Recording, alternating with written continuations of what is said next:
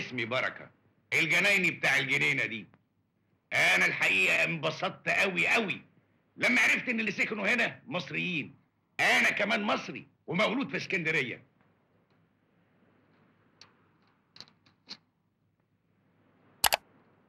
اتفضلي، وردة جميلة عشان وردة أجمل.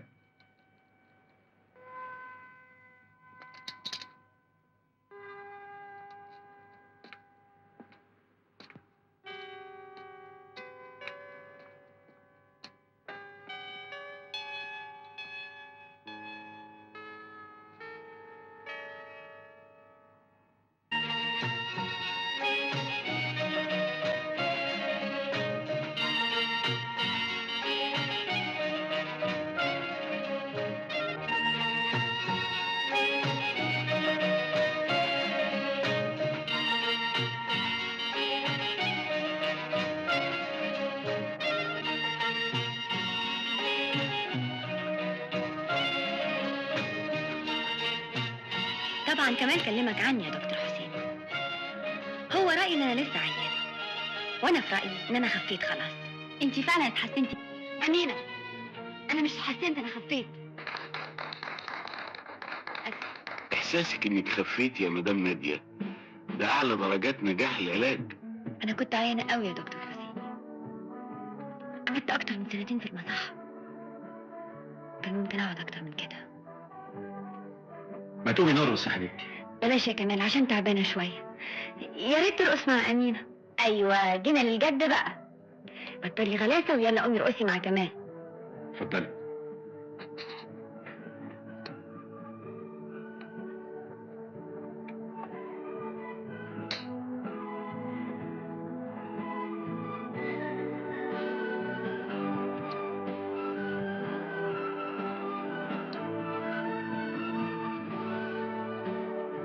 نادية لسه عيانة بأعصابها، لازم نستحملها شوية لامتى؟ لغاية ما تخف.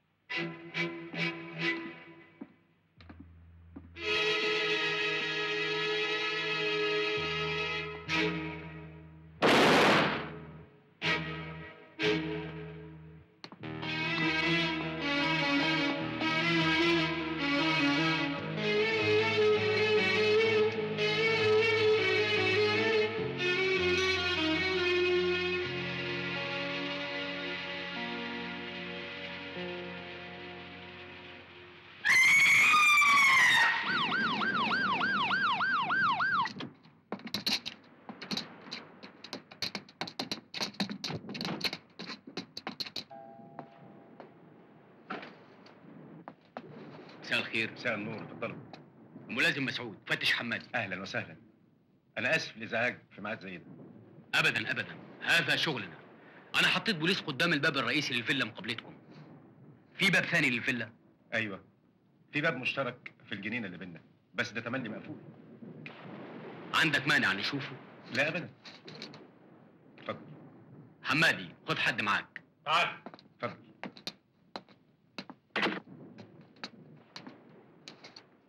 في حاجه مهمه كنت عايز اقول لك عليها قبل ما تقابل مراتي. خير؟ الحقيقه هي بتواجه ازمه عصبيه من سنتين، وعشان كده كل اللي برجوه منك انك لما تكلمها ما تخضهاش، حتى لو اكتشفت وجود اي حاجه حصلت فعلا في البيت اللي جنبنا. مفهوم مفهوم. اتفضل.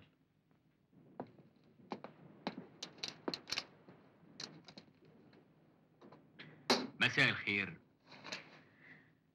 مساء الخير. اهو حضرة الضابط جه لغايه عندك يا حبيبتي، تقدري تحكي له كل اللي شفتيه.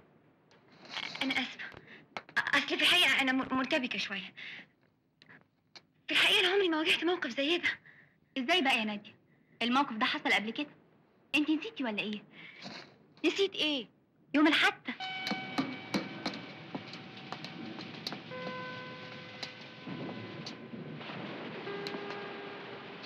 شفته بعينيا وهو واقع على الكرسي وفي ايده المسدس. وكيف كان شكله يا مدام؟ أسمر وطويل. وكيف عرفت انه طويل؟ مش تقول انه كان مطروح على الكرسي؟ أيوه، كان واقع على الكرسي، بس كان باين إن هو طويل. تظني عمره كام سنة؟ معرفش، ما أقدرش أعرف. أوف. استاذ كمال، ممكن اشوف الشباك اللي المدام شافت منه الجريمة؟ اتفضل.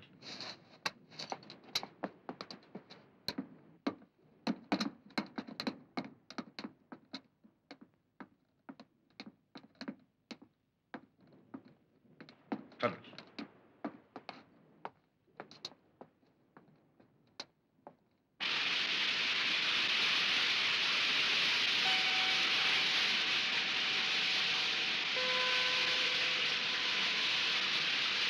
مع احترامي لرأي المدام، مش ممكن من المسافة هذه وفي الظلام هذا تقدر تشوف أي حاجة. بس هي متأكدة. قل لي يا أستاذ كمال، حضرتك سمعت صوت طلقة الرصاص؟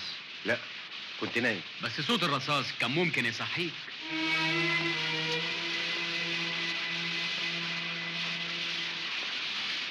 أنا قلت لك على كل حاجة شفتها. مش ممكن كل هذا تخيلات. آسفة، دي جريمة انتحار كاملة حصلت قدام عينيا. أنا اللي آسف اللي قلقتك. على كل حال اطمني، لو في حاجة أقدر اكتشفها. لقيتوا حاجة؟ أبداً، الدار خالية وما فيها حتى أثر لأي شيء. مش ممكن، مستحيل. فتشتوا الدار مليح؟ بطبيعة الحال ما لقيناش غير كرسي كبير قدام الشباك. يعني كان في كرسي شفته؟ ما كانش وهم، ما كانش متهيألي، أنا مش مجنونة ولا حاجة. لكن كل شيء طبيعي وما فيش حتى أثر لأي جريمة أو أي عنف. يبقوا شالوا الجثة. لو كان ثم جثة كان يبقى في دم أو حتى أثر لأي عنف. كذب كذب. انتوا مش عايزين تقولوا لي الحقيقة عشان ما اخافش. يا حبيبتي هم هيكذبوا ليه؟ ده واجبهم انهم يقولوا الحقيقة. يا ناس صدقوني، صدقوني بقى، حرام عليكم، صدقوني انا مش مجنونة، مش مجنونة، مش مجنونة.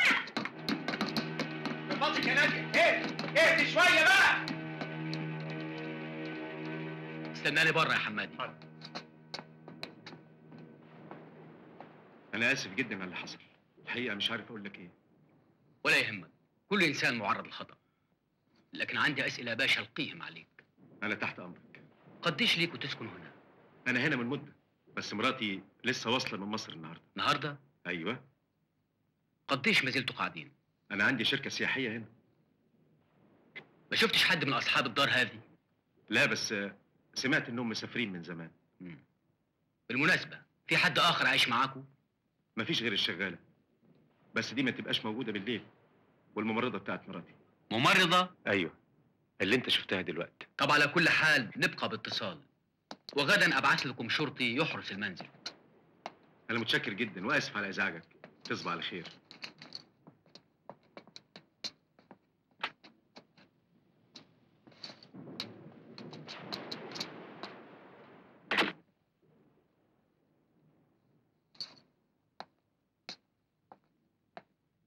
ايه الاخبار؟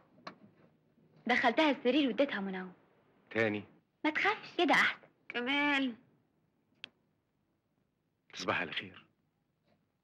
كمال، كمال، كمال، صدقني يا كمال، اللي شفته ده صحيح.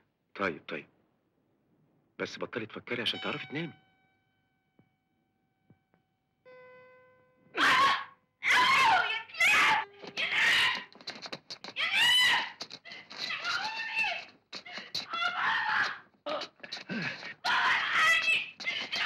اوسلاغ اوسلاغ.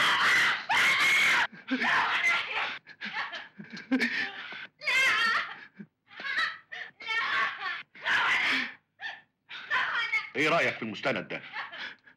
اظن بكده نبقى خالصين.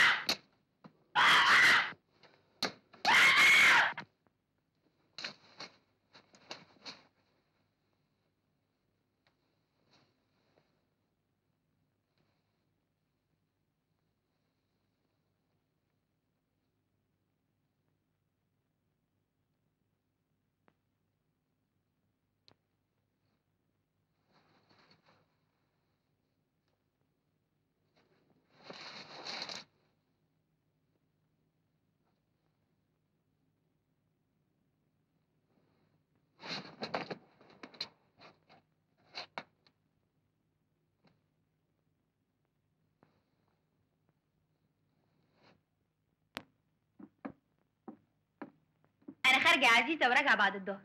على فكره مفيش داعي تصحي مدام ناديه دلوقتي، اصلها نامت متاخر قوي بالليل. حاضر يا ست امين، باي.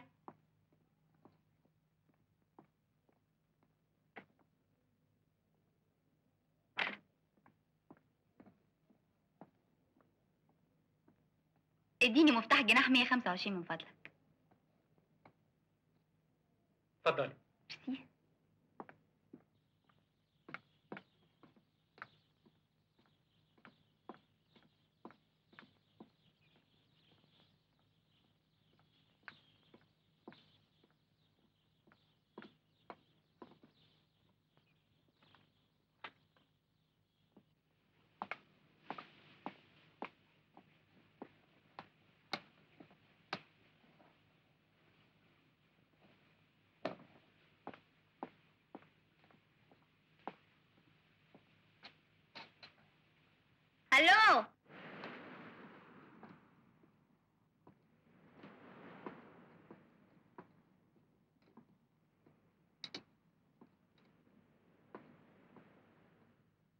صباح الخير يا ست نادية.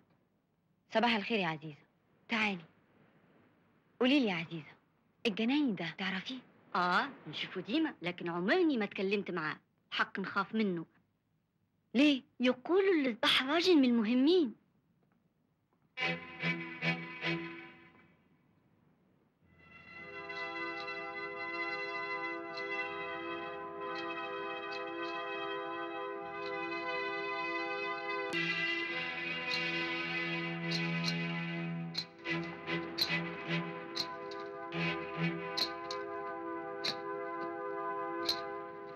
صباح الخير يا عم بركة.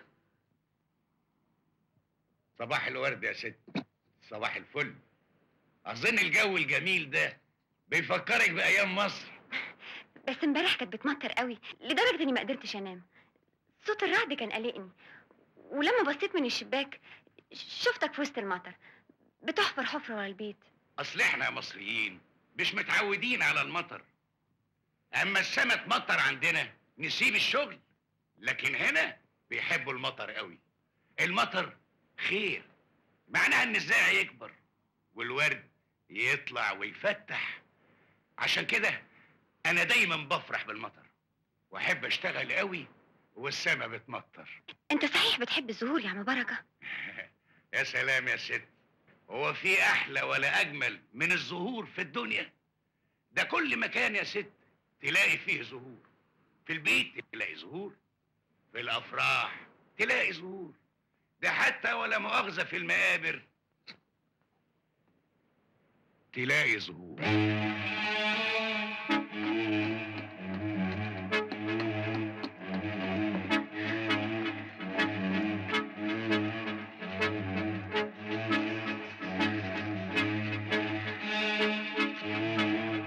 الو، البوليس؟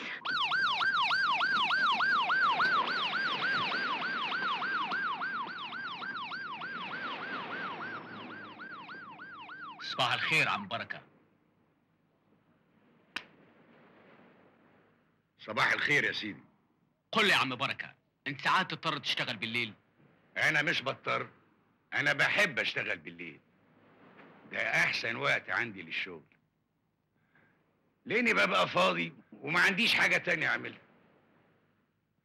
انا بعد عنك مراتي ماتت من زمان، والوحدة بالليل بتتعبني قوي.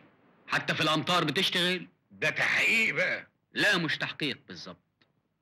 انا ليا طلب، ما عندك مانع كان ننزع الورد الجميل هذا ونحفر تحته؟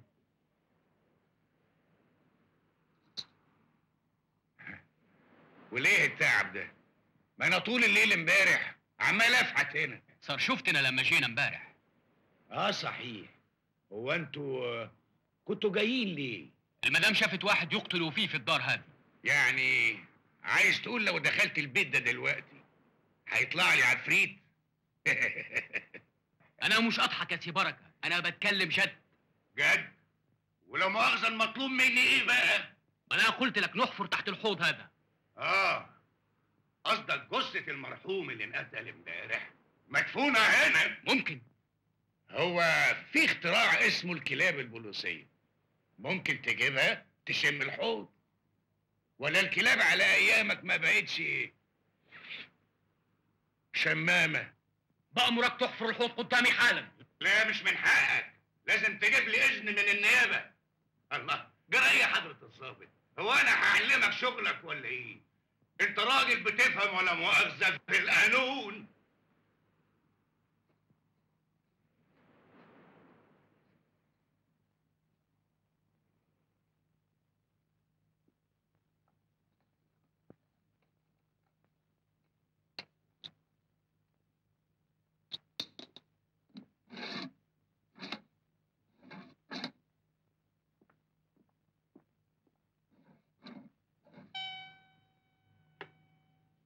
شركة الشمس للسياحة.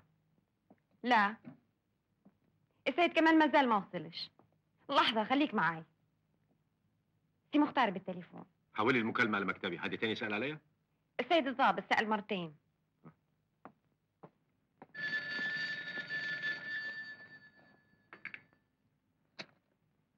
ايوه يا اخ مختار. لا لسه الحقيقه ما اطلعتش على الموضوع. بس كنت عايز منك خدمه. ممكن تتصل بشركه الساحل العقاريه؟ هاي.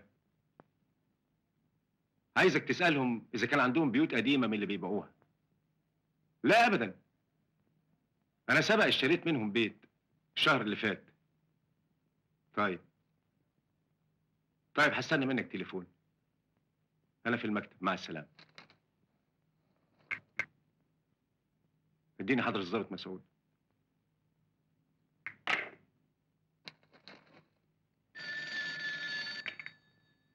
اهلا حضرة الضابط. انا لسه داخل المكتب حالا وقالوا لي انك سالت عني مرتين. خير؟ انا مش مجنونه. افهمني يا جمال، انا متاكده ان الراجل الجناين ده هو ورا الجريمه اللي انا شفتها. انا اتكلمت معاه، حسيت انه مش طبيعي، غريب الاطوار، ده مجرم. بس ده مش معناه انك تتصلي بالبوليس في التليفون 4 مرات النهارده.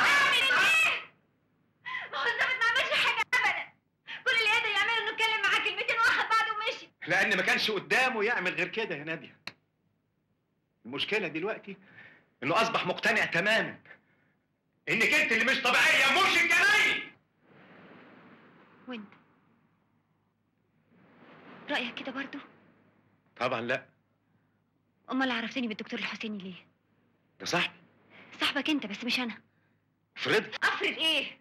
افرض اني ما شفتش راجل بينتحر قدام عينيا؟ يا حبيبتي، يا حبيبتي، انت لسه اعصابك تعبانه من الصدمه، صدقيني. لازم تساعديني عشان نبتدي حياتنا من جديد. يا ناديه، يا ناديه، احنا كده بنبعد عن بعض. ما تقولش كده يا كمال، انا بحبك بحبك. اللي حصل لي ده كان شيء فظيع فظيع. انسيه يا ناديه، يا ناديه انسيه. مش قادرة مش قادرة مش قادرة مش قادرة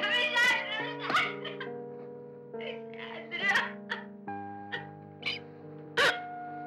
ناديه،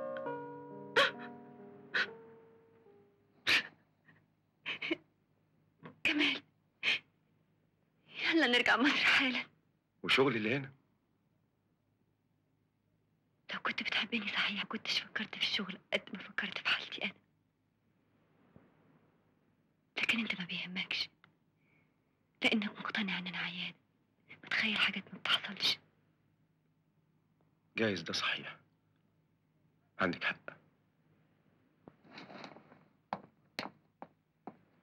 طب وايه رايك في ده؟ ده كمان اتخيلته؟ مش دي الهديه اللي قدمتها لابويا يوم ما كسب البطوله في النادي؟ ولما انتحر افتكرت انه ضاع. ايه اللي خلاه يظهر دلوقتي وهنا في تونس؟ انا شرفني يا ناديه، انا المفروض اسالك. تسالني عن ايه؟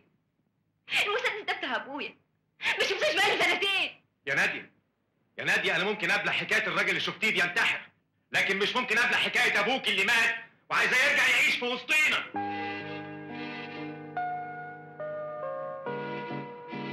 مش صحيح. للاسف صحيح. اسمعي،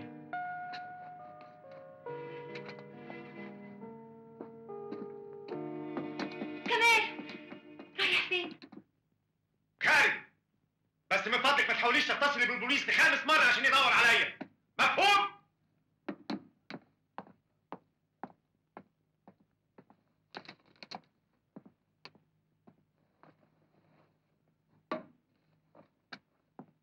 في ايه يا كمال؟ ابدا. ناديه لقت المسدس اللي انتحر بيه ابوها في اوضه النوم. المسدس فين؟ معايا.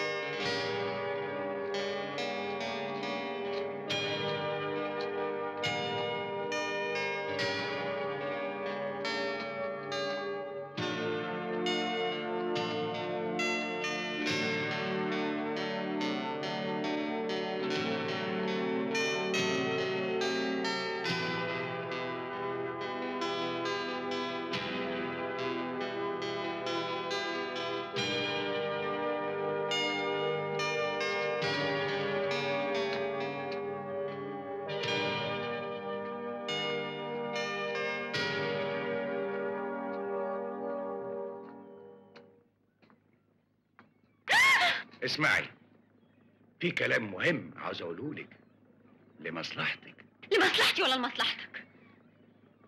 يا برك انت عمرك ما رحت مصر، عارف ليه؟ لانك كنت في السجن سنين طويله. وماله، ده شرف ليا يا ست ناديه. السجن مش دايما يبقى مكان للمجرمين، ده ساعات يبقى مكان للناس اللي بتقول لا لحاجات كتير بتحصل في الزمان ده.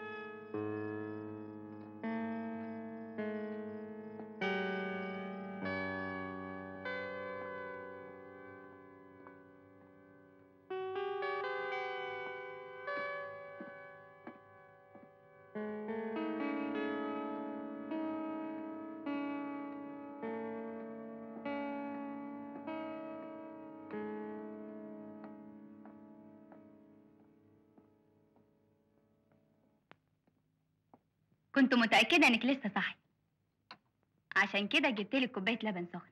تفتكري ممكن انام قبل ما يجي كمال؟ خصوصا انه خرج زعلان. ما هو يا نادية يا حبيبتي، انتوا لازم تزعلوا علشان تتصالحوا. انا مش فاهمة ايه اللي بيحصل، انا ابتديت اشك في نفسي.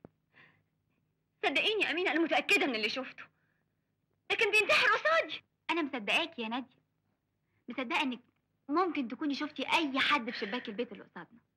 ممكن حد يكون دخل بالصدفة، مثلا عيال جاية تلعب، انما مش جريمة قتل. امينة، فاكرة يا نادية ما كنتي عيانة في المستشفى وقلتي انك شفتي باباكي دخل عليكي الأوضة وصحاكي من النوم وقعد جنبك يعيط؟ مش فاكرة حاجة من دي ابدا. ازاي؟ ده انتي قلتي الكلام ده للدكاترة كلهم. اسمعي يا نادية، ساعات العقل لما تسيطر عليه حادثة صعبة مرت بيه بتترجم لصورة تفضل عايشة جوه البني آدم لغاية ما يجي يوم يشوفها حقيقة قصاده.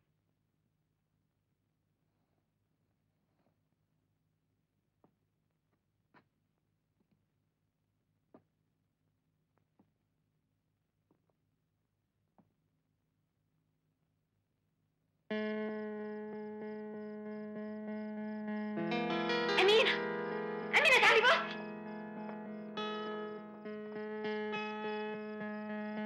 أيوة صحيح، ده نور، بس يمكن يكون نور بتاع أي حد. يعني أنت شفتي معايا؟ يعني أنا مش مجنونة وكل اللي بقوله صح؟ أنا هطلب البوليس. يا نادية استني، خلينا نفكر الأول. مش يمكن تكون بطارية واحد من المخبرين اللي بيحمونا؟ بلاش كلام فارغ.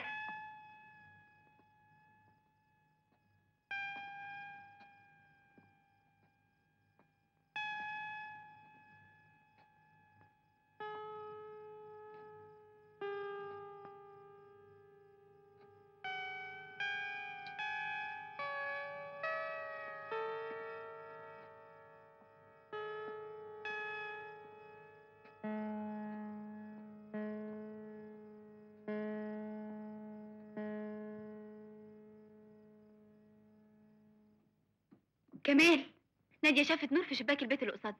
تاني؟ بس أنا كمان شفته. وهي فين؟ بتطلب البوليس.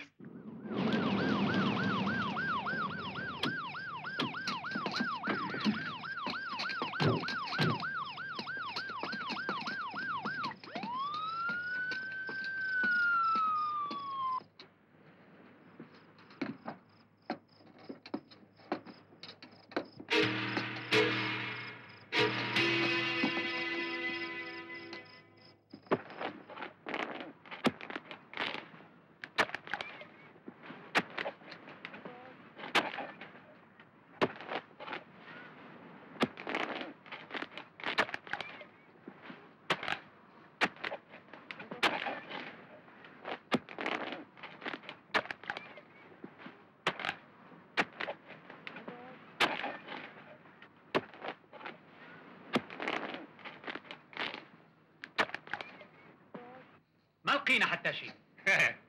وكنتوا مستنيين تلاقوا ايه؟ جثة الراجل اللي بيتقتل كل ليلة، اللي الست المجنونة دي بتشوفه وتجيبكوا على ملا والسوق. بلاش قلة أدب. انا مش قليل الادب، انا راجل بشوف شغلي. هذا ما يعطيك حق الدخول للدار. لا، معايا الحق. ما هو انا مش جنايني وبس، انا الحارس كمان. بالدليل على كده اصحاب البيت لما سافروا بيسيبوا لي المفتاح اهو عشان احرسه. تقوم تدخل في نصف الليل؟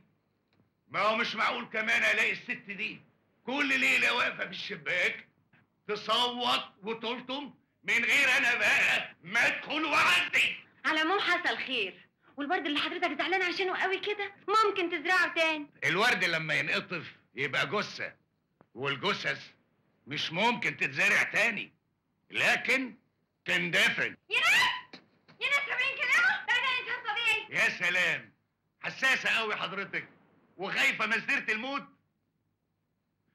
وده مش موت، ده بلاش خوت يا جدع انت. الورد بتاعك ده تاخد ثمنه على الجزمه. وفر فلوسك يا سعاده البيه، يمكن تحتاجها عشان تعالج بيها الست مراتك. اخلص يا كلب. كمل وقطعهولك. انتوا بتسألوني ليه؟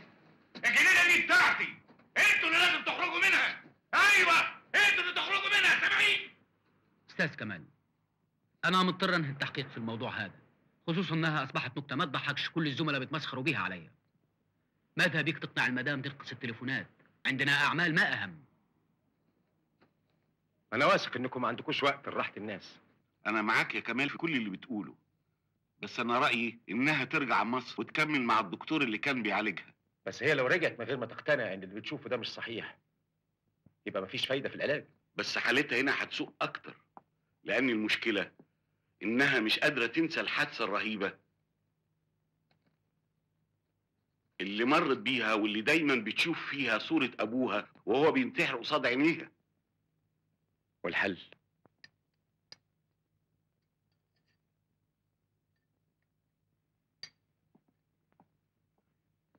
يعني ما بتاكليش يا مدام ناديه؟ اصل الحقيقه يا دكتور اتغديت واخري النهارده. عن اذنكم، في دواء نسيت اخده قبل العشاء.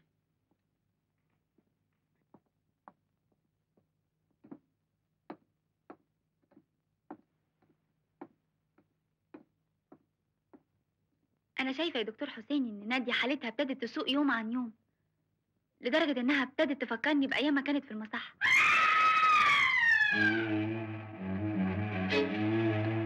ناديه،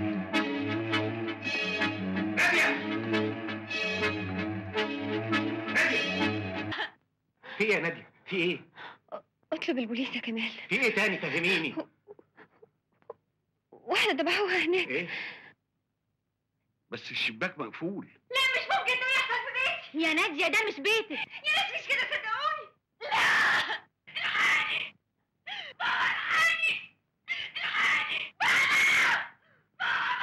بس الحادثه دي كانت من زمان، ايه اللي خلاكي تفتكريها دلوقتي؟ الحادثه دي لسه حاصله حالا يا دكتور. مدام ناديه، انت ما تعرفينيش الا من مده بسيطه. انا عايزك تثقي فيا، ممكن؟ طبعا. انا مش عايزك تباتي ليله واحده في البيت ده. اذا كان هناك جرائم بتحصل في البيت اللي جنبيكوا يبقى لازم تسيبي المكان ده حالا، واذا ما كانش يبقى لازم تروحي ترتاحي. فهمت. يعني انت عايزني ارجع المصحه تاني؟ ابدا، انت مش محتاجه لمصحه، انت محتاجه لمجرد الراحه. ايه رايك؟ انا اعرف دكتور صاحبي عنده مزرعه جميله في الريف الانجليزي، باني فيها بيت ظريف بيروحوه معظم الناس اللي بتشتغل كتير واللي اعصابهم تعبت من ضغط العمل وكثرة التفكير. ده مكان هترتاحي فيه جدا وهتنسي كل الظروف اللي مرت بيكي هنا. تفتكر لازم اقعد هناك كتير؟ ابدا، شهر شهرين. حاضر، اللي تشوفه اللي تشوفه يا دكتور. طب انا هنزل ابلغ كمال عشان يرتب لك كل حاجة. عن اذنك.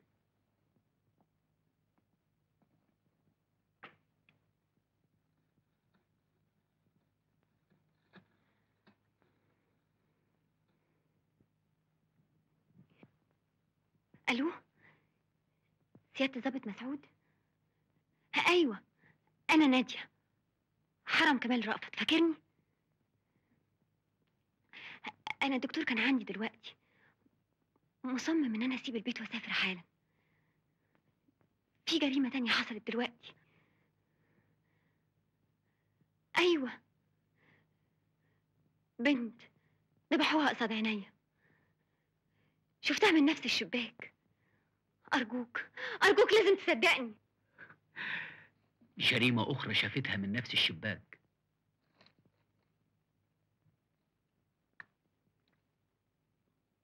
كنت تقولي إيه يا مدام نادية؟ اسمع، انت الوحيد اللي ممكن تساعدني وتخلي الناس اللي هنا يصدقوني. انا عايزاك تيجي تفتش البيت ده حالا. انا متأكدة ان المرة دي هتكتشف كل حاجة. لكن أنا مشغول جدا في الوقت الحاضر. ليه ما تشوفش بنفسك وتكلم صاحب الدار يفتش معاك على المجرمين اللي بيقتلوا في الأرواح؟ بس اصحاب البيت مسافرين من زمان، اجيبهم منين دلوقتي؟ ولا مسافرين ولا حاجة. هي شركة اشترت الدار بشيء تعمله بنسيون. أيوة، موجودة هنا في تونس. تحب نعطيك تليفونها؟ تليفونها كام؟ متشكرة يا حضرة الضابط، ولو اني زعلانة منك عشان مش قادر تيجي بنفسك، مع اني اكدت لك اني شفت جريمة بعناية. مدام نادية، أنت أكيد نظرك 6/6. يعني برضه مصمم ما تجيش؟ معلش يا مدام، نعوضها لك المرة القادمة. بكرة تشوف جريمة أخرى. سامحني المرة هذه. تصبحي على خير. والله المرأة هذه تسلي فينا.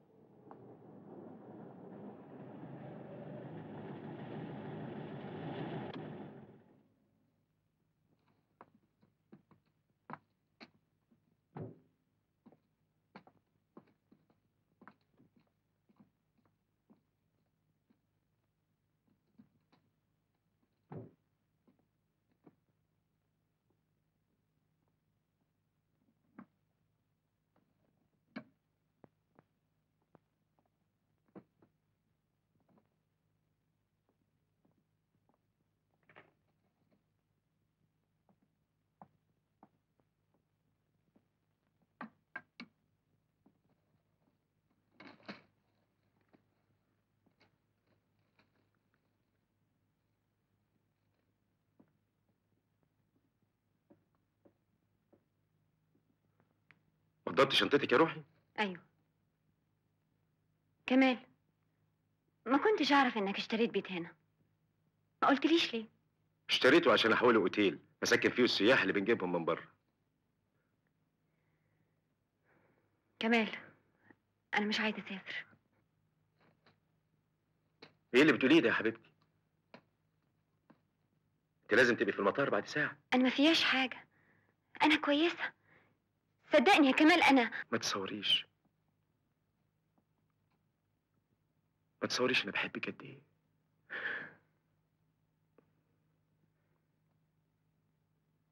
بس صدقيني ده لمصلحتك، لمصلحتنا احنا الاثنين. عزيزة، عزيزة، عايزه حاجه يا حبيبتي؟ عايزاها. نسيتي انك اديتيها حسابها امبارح؟ اديتها حسابها؟ انا؟ ايوه. بس انا مش فاكرة حاجة منتي خالص. ليك حق يا كمال، فعلا لازم اسافر. نادية، خدي اشربي ده. ايه ده؟ مهدئ عشان ما تتعبيش في السفر. بس انا لسه ما قررتش اذا كنت هسافر ولا لا. هو لعبه يعني؟ لما سافرتيش دلوقتي حالا الطياره هتفوتك. عايزاها هتفوتني. انا مش هسافر يعني مش هسافر.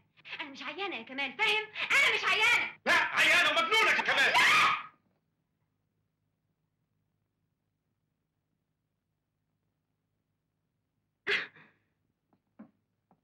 كمال، استنى يا كمال، استنى بس اسمع. كمال،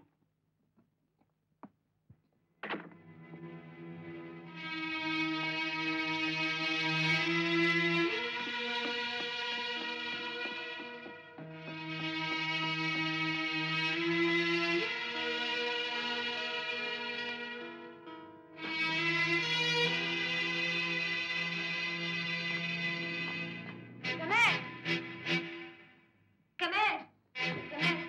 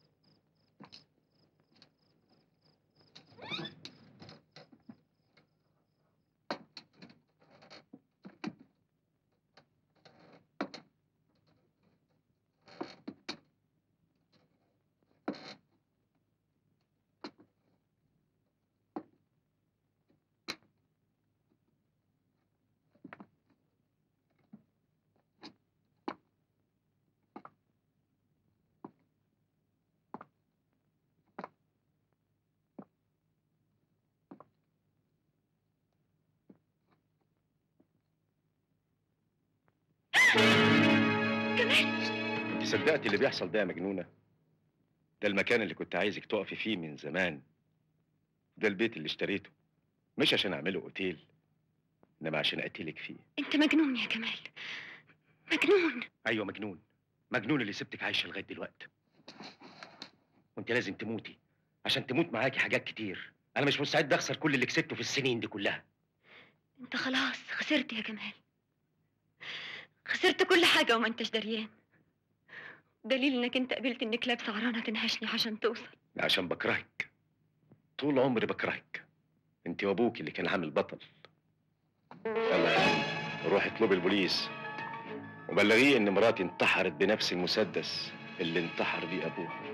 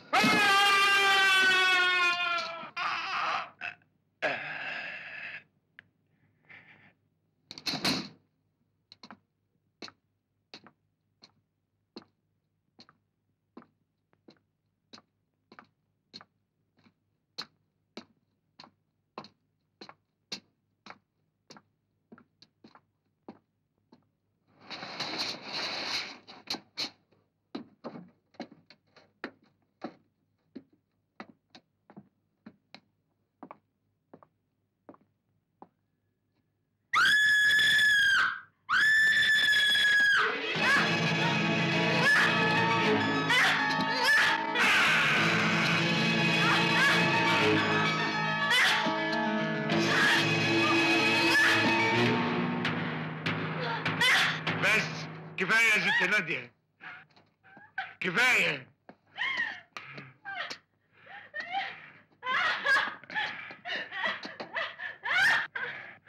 اهدي اهدي يا ست ناديه، مفيش وقت للبكاء. يا بركة انت عمرك ما رحت مصر. عارف ليه؟ لانك كنت في السجن سنين طويلة. يا ست ناديه، السجن مش دايما مكان للمجرمين، ده ساعات بيبقى مكان للناس اللي بتقول لا لحاجات كتير قوي بتحصل الايام دي. زي مين؟ زي انا. ايوه، انا دخلت السجن لاني قتلت راجل من اياهم، كان طمعان لا مؤاخذه في مراتي. قتلته عشان احافظ على لحمي وشرفي، عكس جوزك اللي كان بيخونك مع الممرضه بتاعتك، وبيحاولوا كل ليله يجننوكي عشان تبعدي عن سكتهم. انت كذاب. أهم. ست نادية، هتعملي ايه؟ هتصل بالبوليس. مش هيصدقوكي، ده طريق هما اللي ابتدوه ومشوا فيه، وانت اللي لازم تنهيه، وانا اللي راح اقف جنبك. ست نادية، ست نادية، ارجوكي، احنا كويسين قوي لحد دلوقتي، ما تضيعيش كل اللي اتفقنا عليه. اجمدي امال، ما عندناش وقت.